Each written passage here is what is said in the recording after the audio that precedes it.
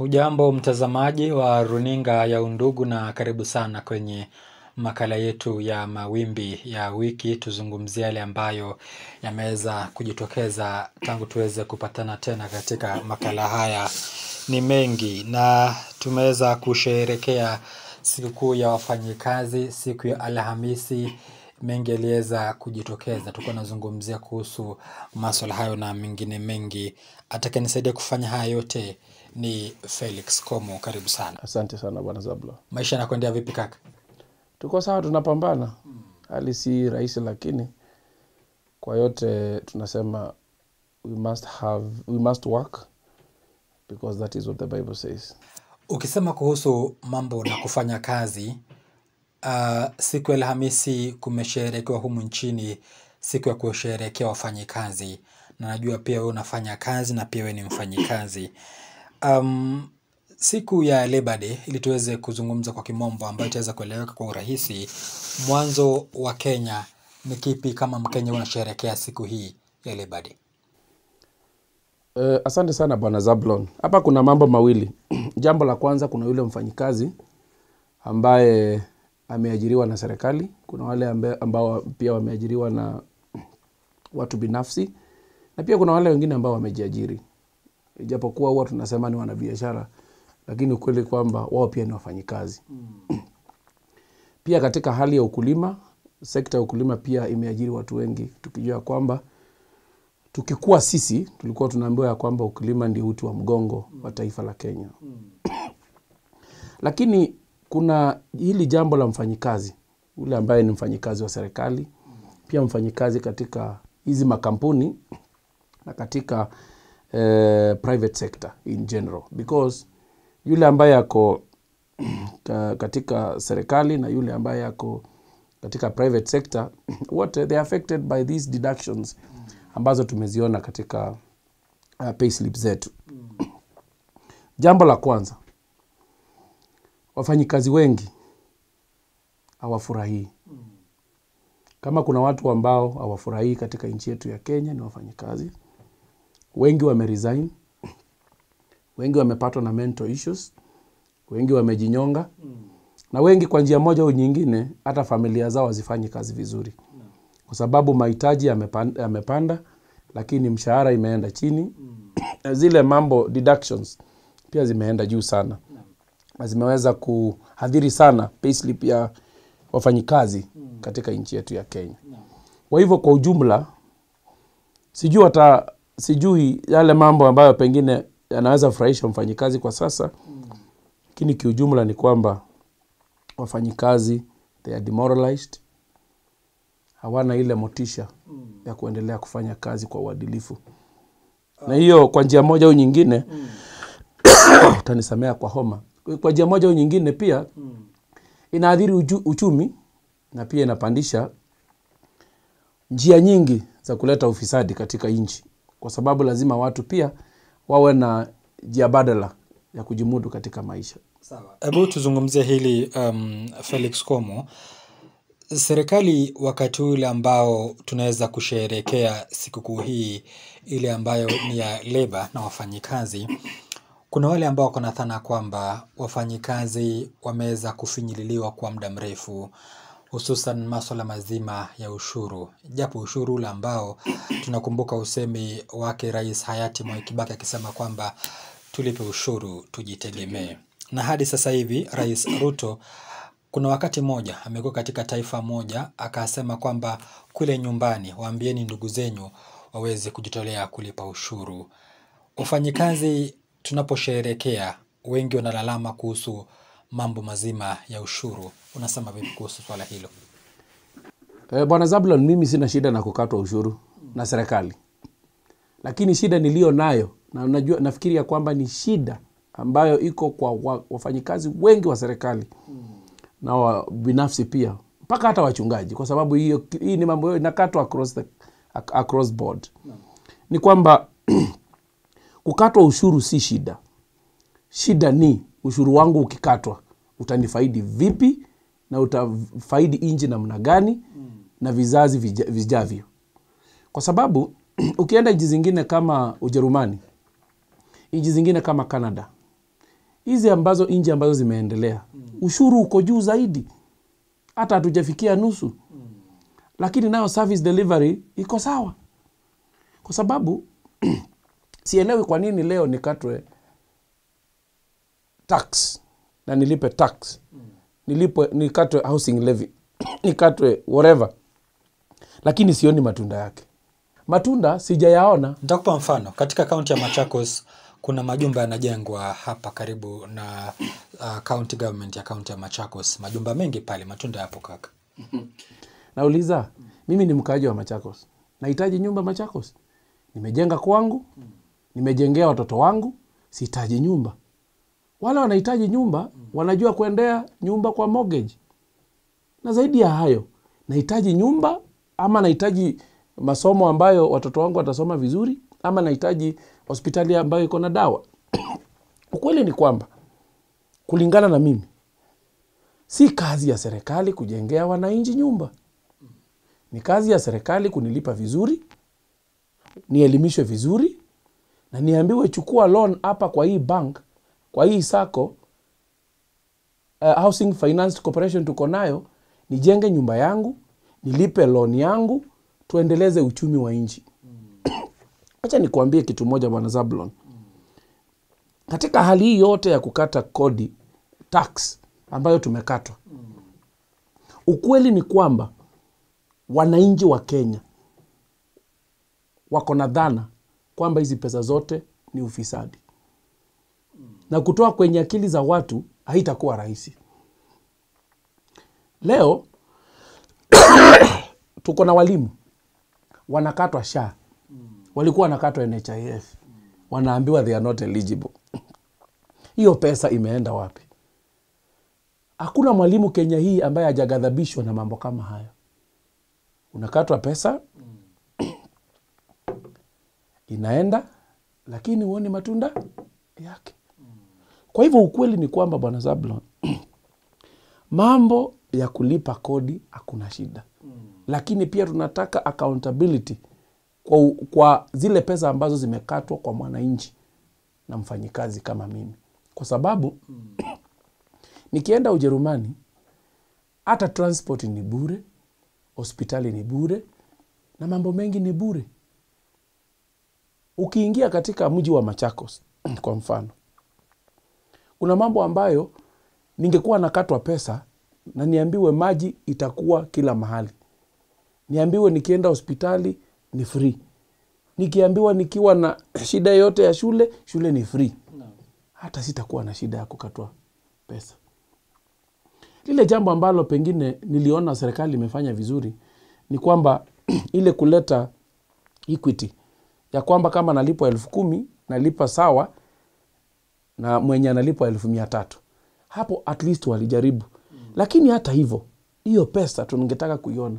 Kwa sababu sielewi kwa nini tax iko juu na kukopa pia iko juu. Inapaswa kuwa inahusisha tukope, afadhali nikatwe pesa, niambiwa hatuna deni tena. Nimeangalia rais wakati ameenda China amesema akopi tena. Lakini sielewi kwa sababu naye waziri wa mambo ya fedha naye ako US ana negotiate mambo ya loans. So sijui tuko wapi. Sawa, ili tuweze kusalia katika haya masuala ya siku ya wafanyikazi ulimwenguni na siku ya wafanyikazi humu nchini. Wafanyikazi wale ambao unasema kuhusu kukatwa makato yale ambayo pengine yako juu. Sasa hivi kuna jambo lingine ambalo serikali imeweza kuja nalo, mambo ya NSSF ile ambayo wafanyikazi hawa wale ambao tunazungumzia kuhusu. Rais William Ruto alinukuliwa akisema kwamba tangu tuweze kupata uhuru wetu hadi mwaka 2023 tuliweza kuweka akiba ile ambayo ni NSSF bilioni 320. Japo baada yake kuingia serikalini akaja na mikakati ile ambayo ni madhubuti ya kusaidia taifa. Wafanyikazi hawa kwa miaka 2 wameweza kuchangia katika kikapu kile ambacho ni cha kuweka akiba ama savings bilioni 280. Je, ni jambo nzuri la wafanyikazi la kusherehekea siku ya leo ikitazamiwa kwamba wameweza kusave pesa kama hizi, na amesema kwamba baada ya mwisho wa mwaka huu tuta double hizi pesa. Asante Bwana Zablon. It is neither here nor there. We've saved 280 billion. What is the impact? Hiyo ndio kitu tunapaswa kujiuliza. Even if we save 1 trillion, but where is the impact? Most of wale watu ambao ni retirees, ukiwauliza wengi wao, hawapokei zile pesa. Huyo ni mtu anahitaji dawa. Ni mzee, hawezi fanya kazi, lakini hapati pension yake.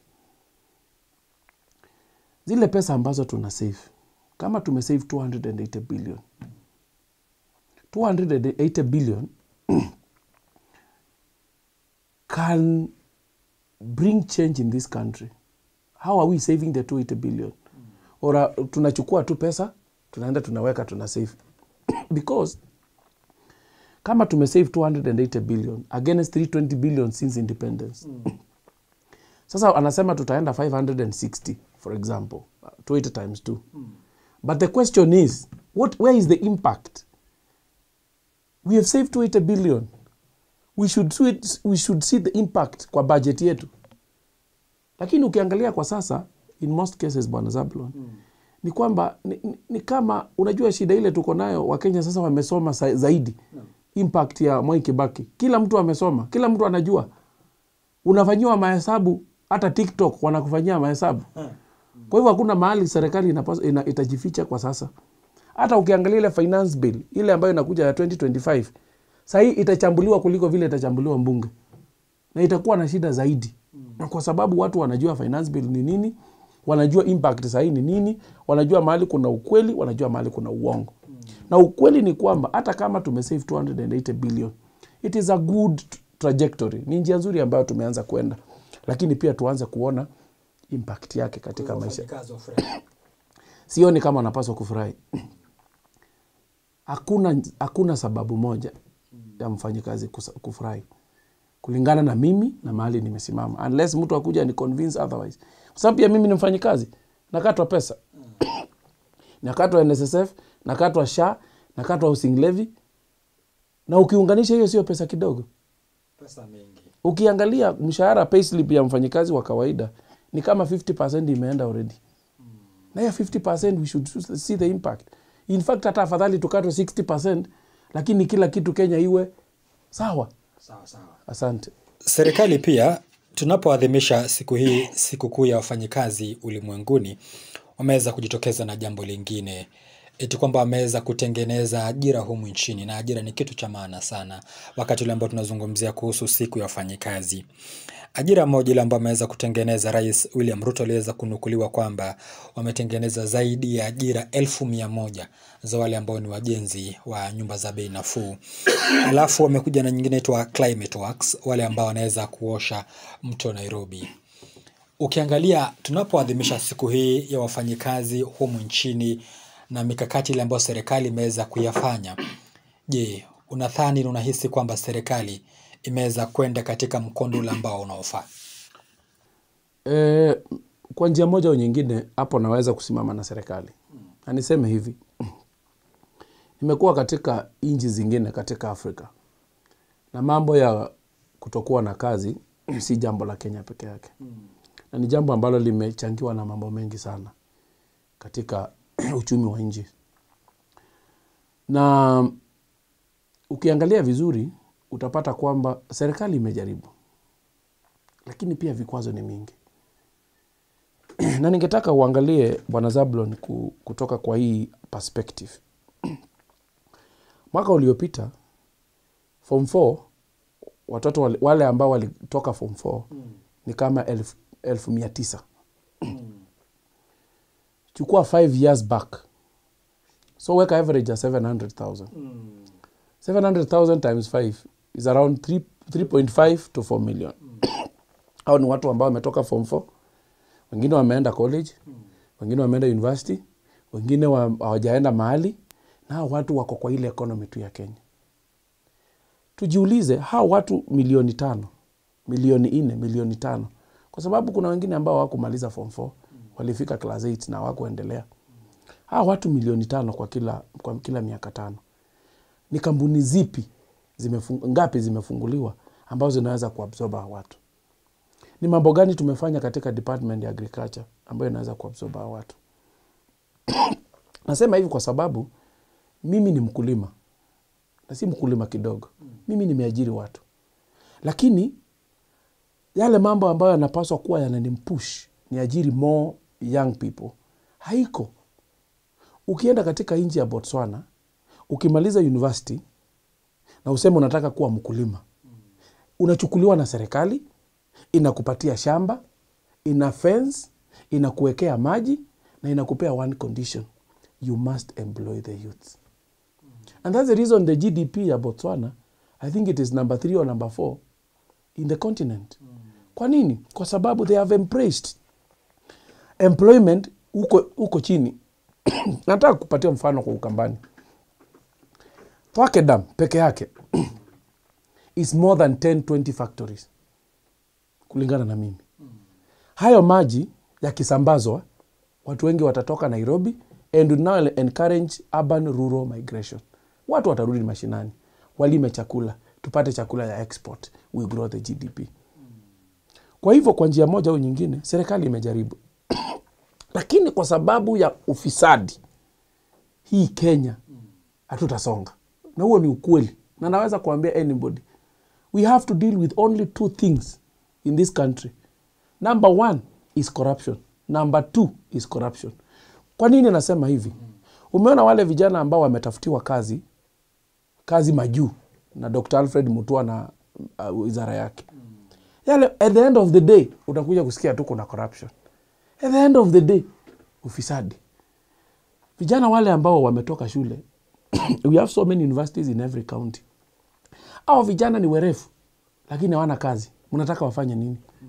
And that is the reason they can even hack government security agencies, even their website. Because they have the knowledge, but they don't know where they can take the knowledge. The other thing ambayo ni ya mwisho ambayo ningetaka kuhimiza vijana wetu, kwa sababu pia ni vizuri tuwaelimishe. Tabia ya kwenda shule umalize chuo kikuu, uende ukaajiriwe. Ningeuliza vijana wetu, watoe hiyo kwa akili. Enda usome, upate elimu na hekima, nenda uanzishe kazi. You don't need 100,000 to start a business. You don't need 100,000 to start a farm. Mimi nilianza huko chini, farm yangu, na mashini ya 12,000. And now I run a whole hatchery project, a whole company. Na nilianza huko chini. Pia vijana wetu tuwaambie, serikali haitakupatia kazi. Kazi zile ziko, sahi watu wana retire at 60. By the time mtu retire at 60, utakuwa wapi? Ndio upate hiyo kazi yake. We need to get out of the box and ask ourselves, can I start small? Na pia vijana wetu tuwaambie hivi, waache hii mambo ya get rich quick. Kwa sababu at the end of the day ndio unaona maavieta, ndio unaona hizi mabeti, na mwisho ni kuanza kujinyonga na kuwa na mental issues. Sawa, sasa tuzungumzie hili tukielekea kumalizia katika awamu hii ya kwanza. Umezungumzia kuhusu jinsi ambavyo Wakenya wanaajiriwa kazi katika mataifa ile ambayo ni ya kigeni. Tumeweza kuona, tunazungumzia tu masuala haya ya sherehe hizi zile ambazo ni za sikukuu ya wafanyikazi humu nchini na vile vile ulimwenguni. Wakenya wengi sasa hivi wanatafuta ajira katika mataifa ya kigeni, na kumeweza kuwa na kashfa nyingi kwa serikali eti kwamba je, mtengeneze ajira humu nchini ni jambo la busara la kutengeneza ajira humu nchini, ama ni kupeleka kijana yule ambaye amefanya shahada yake degree alafu akose ajira humu nchini, alekee pengine kama Saudi Arabia ama Qatar akaajiriwe ile kazi ya bawabu ama watchman.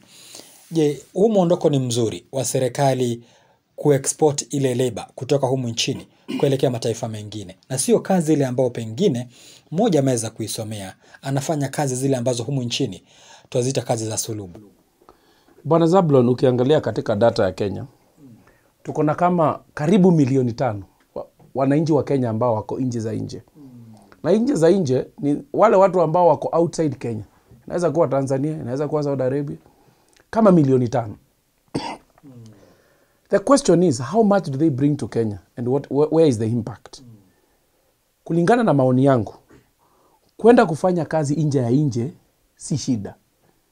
Lakini lazima pia iwe na hadhi, kuwe na respect ya ile masomo yule mtu amesomea. Alipa mshahara mzuri, na zaidi ya yote it should be devoid of slavery. Kwa sababu tumeona vijana wetu wakienda wanapelekwa Thailand, wanaenda wanakuwa slaves. Hiyo ni njia moja. Kwa hivyo serikali wanarudi masanduku, wengine wanarudi wakiwa mentally off kwa sababu ya yale mambo yameenda kumefungiwa kwa nyumba. It is dark and then they are used to con people all over the world. That is number one. Serikali haijakosea. Kama mtu ameenda vizuri, hata saa hii Zablon, hata mimi hata huwa natafuta kazi ya nje. Nikipata kazi ya nje ambayo itanilipa vizuri, ambayo itakuwa inanilipa 1,000,000, kwa nini nisiende? Nipate 1,000,000, I invest in Kenya for 4-5 years, I come back, I manage my property. That is, hakuna mtu ambaye hapendi green pasture. Lakini shida ile tumekuwa nayo ni ile ukora sasa imeingia ndani ya watu ambao maajenti ambao wanapeleka watu huko. Jambo la kwanza. La pili, ambao mimi nafurahia William Ruto kama rais. Na hiyo ingefanyika, ingetusaidia zaidi. Ya kwamba anaenda nchi za ughaibuni, analeta hizo factory huko, zinakuja zinafanya industrialization hapa. Inaweza kuwa public private partnership program, alete kama Kansas City. Sasa tuko na Kaist hapo. We need Safaricom there. We need Elon Musk akuja atengeneze kiwanda chake hapo. Lakini condition ni kuwa ya kwamba lazima uajiri wa Kenya. Kwa nini nasema hivi? We are not a developed country. We are a developing country. Kuna nchi zingine ambazo zimetuzingira hapa ambazo ziko chini yetu kabisa. Shida ni mingi huko kuliko hapa. Na ni vile tu nasemanga, ni vile watu nchi ya Kenya wakaenda pengine nchi zingine ziko katika Afrika yetu waweze kuappreciate how this country is good. If we get some industries from China, they should be given land for free. Wakuja wapatiwe shamba, waajiri watu.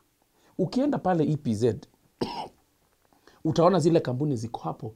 Na vile ambavyo watu jioni saa 11 wanatoka wakienda nyumbani. That is an economy. Lakini kwa sasa unapata ya kwamba zile kampuni already tuko nazo zinafungwa kwa sababu pengine ya policy mbaya ambazo zinawafanya wahamie nchi zingine. Kwa hivyo kulingana na mimi, wale wanaweza kwenda nje kufanya kazi, waende wafanye kazi. Kama ni nurses, kuna kazi nzuri huko Germany, kuna kazi nzuri UK, kuna kazi nzuri US, na wanaenda wanafanya kazi na wanakuja wanaajiri, na hiyo pesa it trickles back to us. Lakini pia tujue ya kwamba zote hatuwezi toshea kwenda ng'ambo.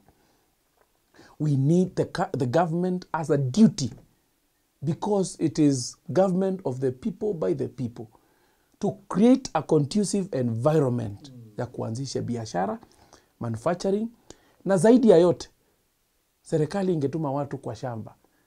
This country, and we export, this country will be better than any other country in Africa, because we have the soil, we have the will, and we have a young population in our nation. Tumalize na hili. Tunapoadhimisha hii siku, wafanyikazi wanasimamiwa na zile vyama vya wafanyikazi. Tumeona mfano wa KOTU, tumeona kuna mfano mingi sana ile ambayo ni vyama vya wafanyikazi. Lakini sasa tuzungumzie hili.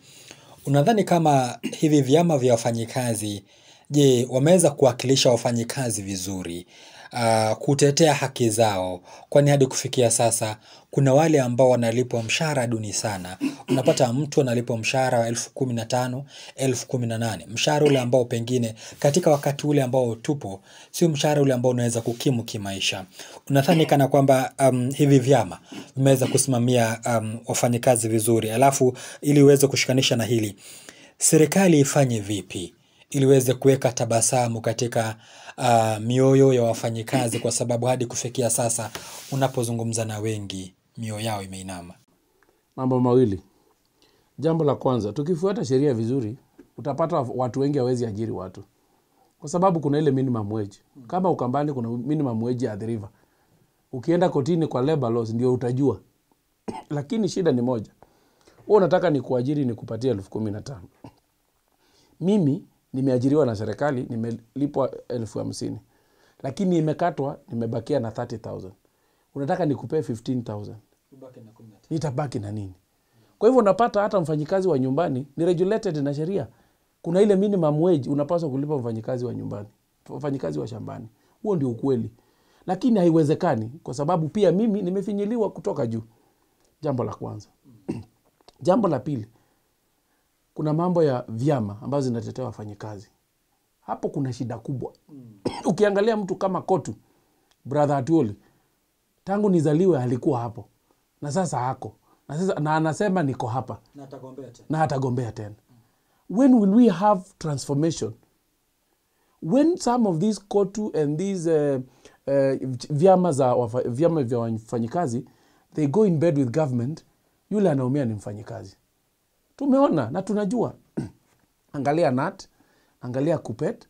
Wakiangalia NAT wakiona iko na nguvu, wanaipasua, inakuwa KUPPET. KUPPET ikiwa na nguvu itapasuliwa tena, na utaona mambo mengi ambayo yanaendelea. Na pia nayo kwa mfano. Kwa hivyo jambo la kwanza, wengi wale ambao wanawakilisha wafanyikazi wanajiwakilisha wao wenyewe. Wanaweza kuwa wanapewa bahasha, sijui. Wanaweza kuwa wanaenda hapo kwa manufaa yao wenyewe, sijui. Lakini ukweli ni kwamba wafanyikazi wa Kenya hawajawakilishwa vizuri na vyama vyao. Kuna jambo lingine nilikuwa unauliza. Serikali ifanye nini? Kulingana na mimi, hata kuongeza mshahara si solution. Because if I'm getting 80,000 na unanikata 14,000 na unipatie 100,000, unikate 20,000, it doesn't make sense. From where I sit, it is about creating a conducive environment for the employee. And number 2, serikali iangalie mambo ya kukata tax, ushuru. Kwa sababu, one of the things that I've come to realize, ukiongeza ushuru, hautapata ushuru kama serikali. Ukiongeza ushuru, watu watadoji. Lakini serikali imesema wamepata 280 billion. Unajua hiyo ni NSSF. Nasema, wacha nikwambie ukweli wa Mungu. Sasa, watu, wafanyikazi, wafanyibiashara, Kenya hii, the so-called formal sector, which carries the government. Usiwaidanganywa, it carries the government. Manufacturing carries the government. Agriculture carries the government. Ukweli ni kwamba sasa tumetoka kwa benki, tumetoka kwa M-Pesa, watu wamerudi kwa mattresses. Ile vita ilipiganwa na Equity Bank. Unajua Equity Bank walikuwa wanapigana na mattress. Watu waache kuweka pesa kwa mattress. Ndio maana ilikuwa kudeposit ni free, hata saa zingine kutoa ni free. Ndio sasa watu watoke wapi? Kwa mattress. Lakini sasa nikiwa na 1,100 yangu, KRA inanifuata. Nikiwa na mita ya stima watanipata hapo. Nikinunua gari NTSA niko hapo, si ni kweli? So the more wananifuata, hata utapata kwamba watu wengi wako na gari 2, 3 lakini hawaandikishi kwa jina lao. Na hiyo inaongeza ufisadi. Kwa sababu itakuja imaanishe kwamba kama nilikuwa na angalia wale watu walikuwa wanatumia paybill na till numbers kwa biashara zao. It was a good way of doing leveraging on technology. Lakini sasa watu wameanza ku-withdraw. Unaenda kwa mtu anakuambia hapana, weka kwa pochi la biashara. Hapana, lipa cash. Si ni kweli? Kwa nini? Kwa sababu serikali nayo imeingilia watu wale ambao tunalisha ng'ombe. Anakuja na kuuliza unatoa lita ngapi kwa wiki na taksi yako inapaswa kuwa hii. Na akwambii ya kwamba wataenda wateremshe bei ya unga ya Dairy Mill. So what we are saying generally is the government should come up with policies to tutoe siasa kwa mambo ya ushuru. The politics are too much. And I'm asking the president, Mr. Ruto, please, wacha kutuambia mambo ya siasa. Let the ministries do their work. Ruto, you have the best time to work for this nation. You have the best advisors for this nation. But the more you talk, the more you are diluting our trust to you. Our request is, Mr. President, tafadhali, kama wafanyikazi, tunakuomba. Ukikata ushuru wetu tuone katika mambo ambayo yanatuhusu sisi kama Wakenya. Na kama itawezekana, Bwana Ruto, just do one favor to this nation. Fight corruption. And the rest, hata 2027 tutapiga siasa. Tutakuuliza unataka kurudi lini? Unajua vipi, Rais William Ruto jana ametengeneza ajira, ameweza kumpa Profesa Makau Mutua kama mshauri wake, anatengeneza ajira. Shikilia hapo, awamu ya pili tutazungumza mengine mengi, usicheze mbali. Asante. Naam, karibu tena kwenye awamu ya pili, awamu ile ambayo tunafunga kazi. Tumezungumzia mengi kuhusu masuala mazima ya sikukuu ya wafanyikazi, Labor Day. Sasa tuzungumzie hili lingine, Reverend Komo. Kuna mengi yale ambayo yameweza kujitokeza. Kumekuwa na mjadala ambao umeweza kuwepo kwa wakati mwingi wa eti kwamba hata Raila Odinga ameweza kunukuliwa, nadhani kama ni wiki hii, kama sikosei, siku ya Jumatano, akisema kwamba NGCDF itolewe kabisa, ipelekwe katika kaunti. Wao kazi yao tu ni ku-oversight serikali na kutunga sheria, japo kutekeleza pesa zile ambazo wamepewa, hiyo ni kazi ya serikali za ugatuzi. Mjadala kama ule, na wabunge upande wao wako wameweza kusimama kidete wakisema kwamba hizi pesa ni zetu, zitasalia, kwa sababu ukielekea mashinani, kikubwa na maendeleo yale ambayo inaweza kuonekana ni wale ambao ni wabunge, na serikali za ugatuzi wanasema kwamba hakuna maendeleo yoyote. Umeweza kuzunguka katika kaunti, katika maeneo bunge katika kaunti za Machakos. Je, NGCDF iondolewe au iendelee? Asante Zablon. Kama vile umesema, nimetembea maeneo bunge yote katika Sekeb. Machakos, Makueni, Kitui, nimebakisha Mwingi North, Kitui East na Matungulu. Unajua wakati huo mjadala na usikia, huo unanikera sana. Kwa sababu hiyo ni siasa. Hiyo ni siasa, na siasa tupu. Ukweli ni kwamba CDF ile kazi imefanya tangu ianzishwe miaka 20 iliyopita, tunaona matunda yake. Nafikiri Raila kuna kile anatafuta. Na tunajua sasa, tumejua Raila vizuri. Ni vizuri ni vizuri tujue Raila na tumwambie hivi: Bwana Raila, hiyo mchezo unacheza imepitwa na wakati katika nchi yetu ya Kenya. Ukitaka kumaliza siasa ya Kenya, political goodwill, good policies, guza wabunge, kwa sababu hao ndio wanatunga sheria. Na tunapaswa kujiuliza hii, ndio tuseme ya kwamba CDF itolewe. Je, tumeona kazi yake? Kulingana na mimi na yale maeneo bunge yote nimeenda, na nikaketi na wanasiasa wabunge wenyewe kwa boardroom, mimi naweza sema kila mbunge apatiwe bilioni 1 kwa mwaka. Zitolewa. Tupigane na ufisadi, tupate bilioni, tupatie mbunge, na zile institutions zimetengwa kufuata mambo ya ufisadi ziangalie pesa isitumike vibaya. Unajua mbunge ana CDF. Mbunge ni patron. CDF kuna watu wawili muhimu sana kwa CDF ambao watu wengi hawajui. Kuna CDF fund manager ambaye ni signatory, na kuna district accountant. So hizi pesa hakuna sahihi ya mbunge. Hii pesa it is under the patronage of the member of parliament. But the people who decide what should be done when, where, they are gazetted by government. Na ni watu wa CDF na NGCDF. Zile kazi ambazo mimi mwenyewe nimeona zimefanywa na CDF Ukambani wetu, tungekuwa hatuna hizo pesa, sijui tungekuwa wapi. Na ni vizuri Wakamba mujue, kuna constituency ambazo hawezi jenga shule. Sisi bado tunajenga shule, kwa sababu wao walijengewa na shule kwa sababu watu walikuwa serikalini. I'll give you a good example. You go to Kitui South kwa mheshimiwa Rachel. Ukienda hapo ako na shule 316 shule za msingi 316, na hizo shule na zile ambazo hazijajengwa ni zaidi ya 100, zile ambazo watoto wanaenda distance mrefu. County haitajenga because it's a national government function. Tumeangalia wakati serikali, Ministry of Education imesema inajenga grade 9, hata wao hawakuweza kujenga shule ambazo tuko nazo Ukambani. Lakini ukienda zile shule ambazo zimejengwa, and I'll give you a good example.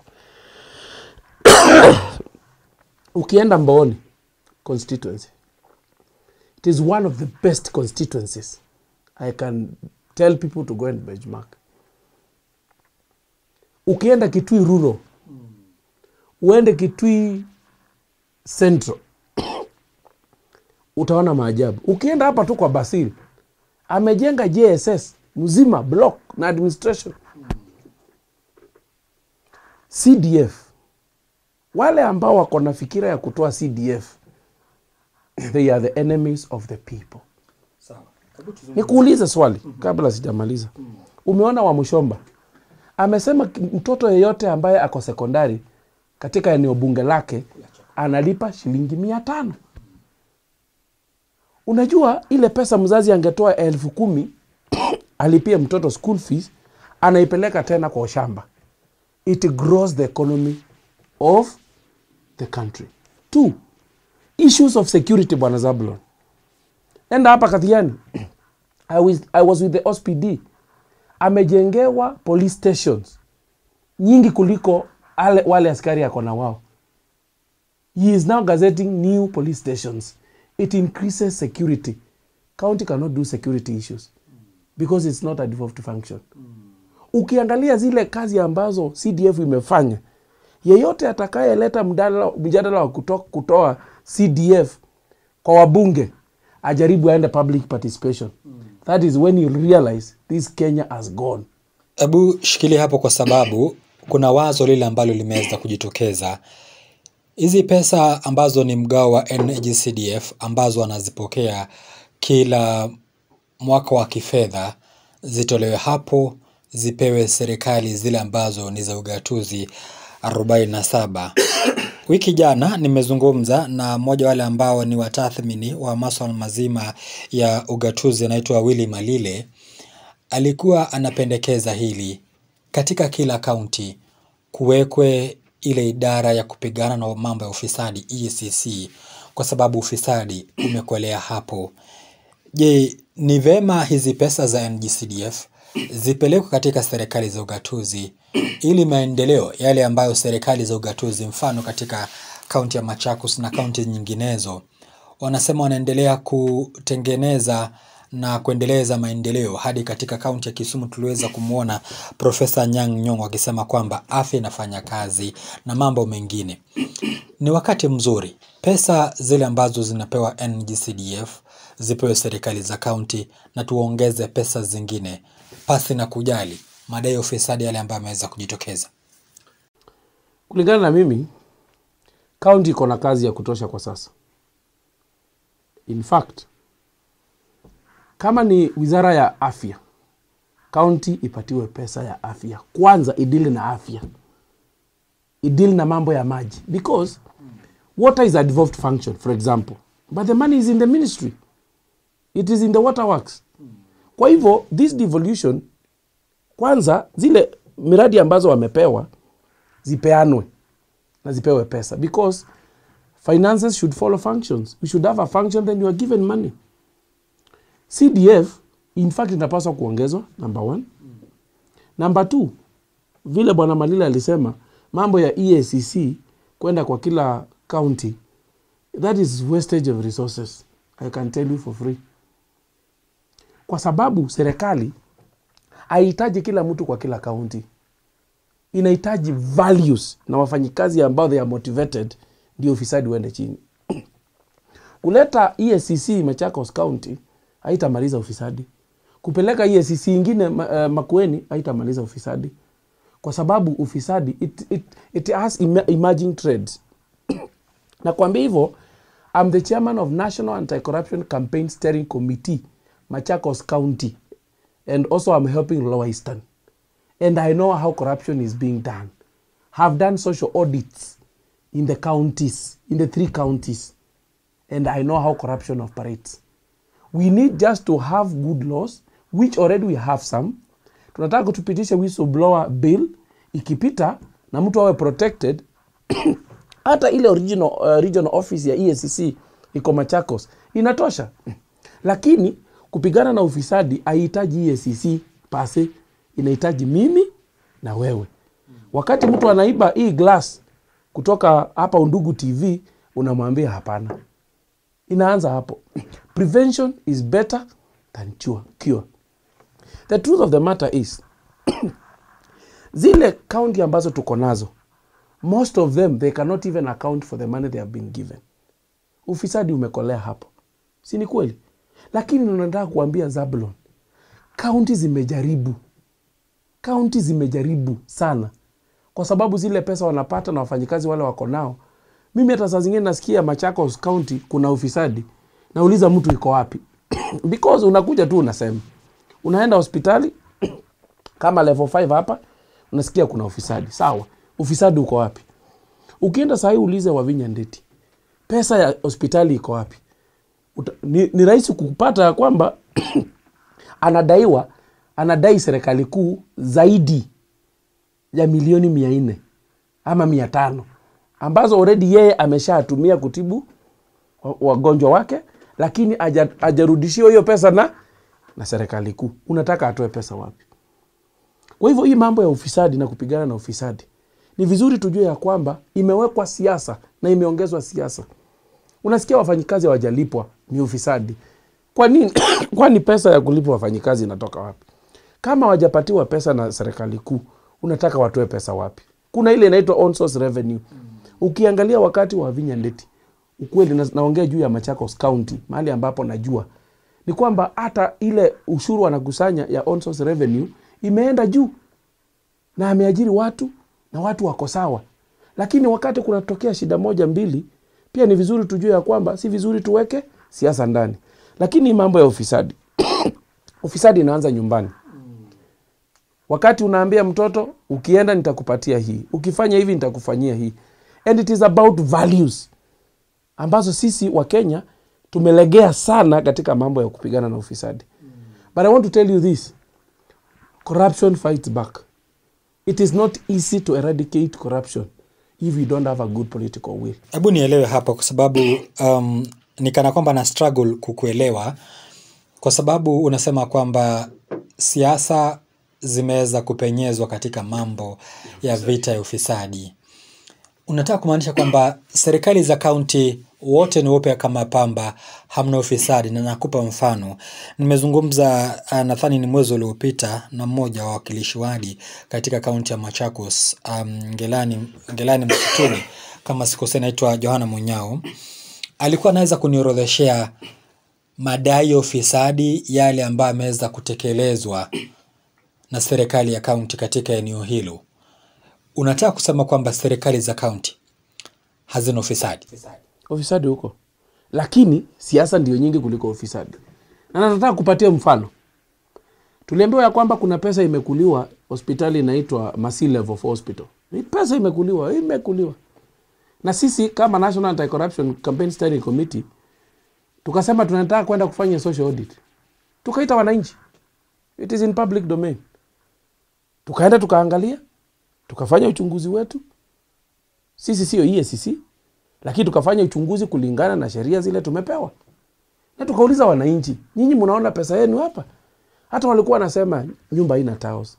Walikuwa wanasema hakuna maji. Walikuwa wanasema hakuna kitu imefanywa na kaunti ya Machakos. Kwa hivyo unaenda unapata ufisadi huko, lakini siasa zimekuwa nyingi. Tumeenda all the way mpaka police station iko Mwingi West. Tunaambiwa ya kwamba huko polisi hata haina roof. Kwenda kwa ground unapata iliisha, hata kuna askari ndani. Kwa hivyo hii mambo ya ufisadi huko. Na ufisadi haufanywi kulingana na mimi na wale watu tunadhani. Ufisadi umepenya zaidi Na kama vile ulikuwa unatangulia kusema ya kwamba ni kama saratani, na ni ukweli imeenea, lakini ukweli ni kwamba pia ni vizuri tuondoe, kwa sababu tukiongeza mambo ya siasa kupigana na ufisadi hatutafaulu. Ufisadi uko, na wale ambao ni wafisadi kama huyo mheshimiwa Wangelani, unajua hii ni mambo ambayo ni ya social media. Yeye ako na evidence ya kwamba there is a corruption which was done by a county official. Two questions. Number one, where were you when it was being done? Because your role is oversight. Si ni kweli? Muradi ikiletwa kwako, kulikuwa na public participation, ulikuwa unajua kuna jengwa ECD class, wewe ni mheshimiwa, uliongea wakati ilikuwa inafanywa. Most of these MCAs, I want to tell you today, wanaongeza siasa kwa sababu contractor amepatiwa kazi ya kwenda kujenga hospitali. Na anaenda kwa contractor anamwambia you should give me a subcontract. Akikataa, naye anaanza kusema ni nini? Ni ufisadi. Jambo la kwanza. Jambo la pili, wakati ambapo umekuja ukarealize ya kwamba hapa kuna ufisadi unaendelea, did you go to EACC regional office? Iko hapa New Naivas. Ukasema hapa kuna ufisadi na ukakosa kutekelezwa mambo ya investigation. Umekuja kwetu because we are also fighting corruption under the Aegis office. Umekuja kwetu. There is an office at Aegis regional office hapa Machakos. Umekuja kwetu ukasema hapa kuna ufisadi unaendelea. Hiyo ndio nasema ni siasa. Let me tell you for free. If we get into politics, ufisadi itakuwa hata zaidi kuliko vile iko. Kwa sababu utakuwa unakuja unaweka siasa, watu wanakuja wanafanya investigation, mwishoni wao wanaonekana wewe ni mbaya. Kuna miradi ambayo ya county inaendelea. Kuna wakati kulikuwa na mambo ya dams. Mpaka barua zikaandikwa. Tukaambiwa hata pale wameweka hakuna dam na hakuna dam, unaenda kwa ground unapata county government imefanya dam. I tend to believe to some extent it is very important to be genuine. It is very important to have facts and be factual before you fight any project. Because at the end of the day, if you are fighting, you are from Ngelani ward or from whichever ward, and you are fighting corruption in the name of politics, at the end of the day, hiyo muradi ina benefit watu wako. Sasa tumalize na hili kwa sababu tumeweza kuzungumza mengi kuhusu ugatuzi na zile pesa za NGCDF. Juzi nadhani ni siku kama 2 zimeweza kupita hivi, tuliweza kusoma picha na kusoma majina haraka upesi. Tuliweza kumuona Rigathi Gachagua na Martha Karua, Kalonzo Musyoka, Daktari Fred Matiang'i, Muhisa Kitui, Justin Muturi, Mithika Linturi na Eugene Wamalwa waliweza kukongamana. Wote wanasema kwamba ni muungano wa kukomboa taifa letu la Kenya. Ulipoona na waliposema kwamba wao ndio wakombozi wa taifa la Kenya mwaka 2027 kutoka kwa minyororo ya Rais William Ruto, uliona vipi? Bwana Zabulon, leo ni tarehe 1 mwezi wa 5, Labor Day. Nafikiri hutasahau mambo matatu, si ile ya Ruto. Jambo la kwanza, wakati niliona hiyo picha, niliona same monkeys, different forests. Hao ni wale tu. Ni wale tu. Wale tu. Jambo la kwanza. Jambo la pili, wanaoungana kupinga wote watasambaratishwa na William Ruto. Nafikiri kuna wakati mwingine uliniita wakati wa AU. Ukaniuliza mambo ya baba kwenda DC. Nikakwambia mambo matatu pia. Nikwambia kwamba jambo la kwanza Raila hatapita. Jambo la pili akirudi lazima apatiwe kazi na kutakuwa nusu mkate, na yote imekuja kupita. So mambo matatu. Jambo la kwanza ni wale tu. Jambo la pili ambayo ni muhimu uliangazie sasa na leo. Sasa unatabiri sasa. Yes. Hao ambao walikuwa wamekutana ndiko kutatoka running mate wa William Ruto. Weka kwa akiba. Hao walikuwa wamekutana ndio watakuwa running mate wa Ruto, atatoka hapo. Na most likely atakuwa one of wale tunaona ni kama wanaweza kuwa hao ndio hao. Hebu nikupe mfano. Rigathi Gachagua. Hapana. Martha Karua. Kalonzo Musyoka. Tusiende hapo. Lakini angalia hao walikuwa hapo. Mmoja wao atakuwa running mate wa Ruto. Jambo la tatu. wote wataanza kuchimbana. Hii ni siasa. Hii ni siasa. Yes. Usishtuke. Professor Makau Mutua alisema, I can't, I won't, I will never. But now he's the presidential constitutional advisor to the President of the Republic of Kenya. That should start telling you the direction we are taking. I have a feeling, and a very strong feeling, Kalonzo Musyoka will be the running mate to William Ruto. Take that to the bank. How it will happen, God knows. Na wengine wote watatupa chini ya basi.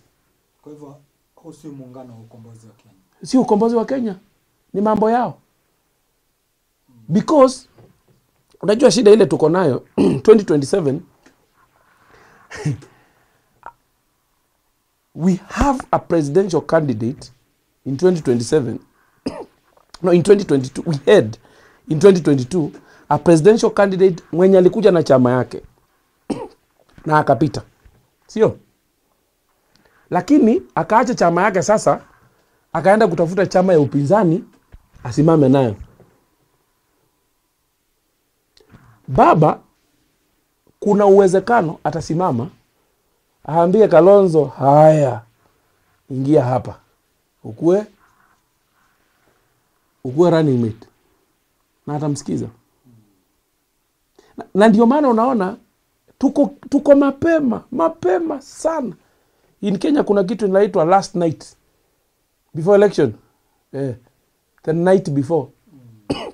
You know, the night before. Mnaweza fanya kila kitu, but a night before vindu kwa ground zina change. What I'm saying is hao watu wameanza mapema na watasambarishiwa mapema. Mheshimiwa Kalonzo alikuwa na Jubilee Secretary General, alikuwa na baba yao. Sijui ndoa ilifanya nini saa hii, hiyo ndoa haiko. Hao wengine wote watasambaratika. Asante. Na zaidi ya yote, wakutoa William Samoei Ruto kwa kiti, bado mimi sijamuona. Unless amutoe after 2027. Nao ni kufuata sheria ya miaka 10. 2. These people, how uliwaona? They are banking on 2 things. 1, Gen Z. Wa Gen Z wanaweza geuka anytime. 2, they are banking on anger ya Wakenya. Because ukiongea na Wakenya wengi wanasema 2027 we are not voting in a president. We want to vote out a president. But who will you be voting out? William Samoei Ruto? William Samoei Ruto? It's not easy. Asante. Hatuna la ziada. Nasema asante sana kwa muda wako. Asante sana. Asante. Nimekuwepo naye Felix Komo. Tumezungumza mengi. Tupatane wiki ijayo. Maulana. Mimi ni Zablon Mashare. Kwaheri.